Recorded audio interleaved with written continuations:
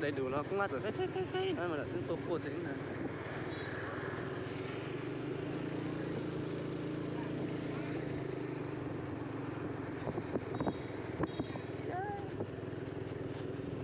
Để tháo đi xuống gió đâu. Muốn là mù quá. Nó cho cái được con tao cũng vừa nó nè. Rồi về mới cho cái đắt to là một đắt. Cái to lên. Cho cái to em.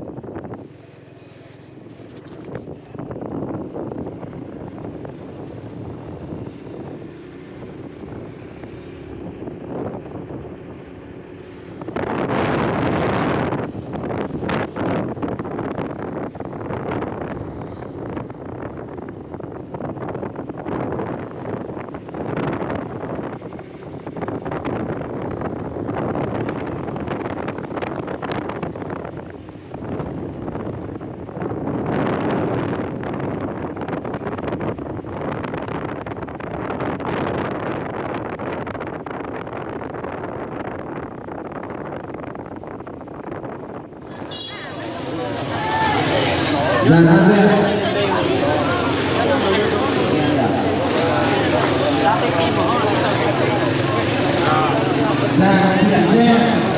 mùng 1 tháng 1 năm 90 có không?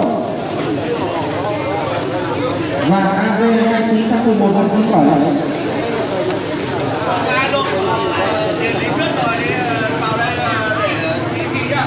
Những người nào là vui nhất về chơi di chuyển ra đây và họ cùng đi đi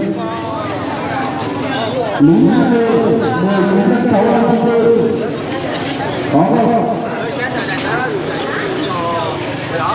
Ma xe quá mùng 6 tháng 11 năm 2010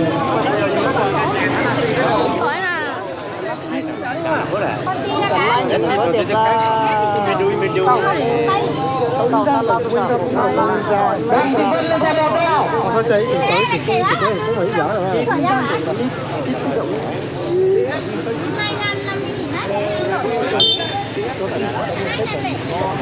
Hiện nay thôi cả sĩ quả này.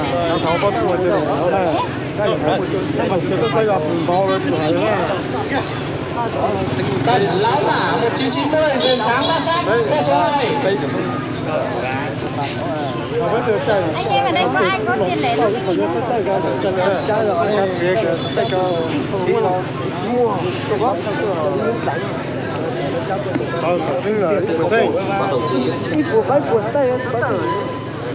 Thời kỳ của thời kỳ rồi. Chạm vạch. Xe 01 chạm vạch. Xe 01 chạm vạch. Xe 01 chạm vạch. Thì chưa kia để thấy nè. cái mà lên thì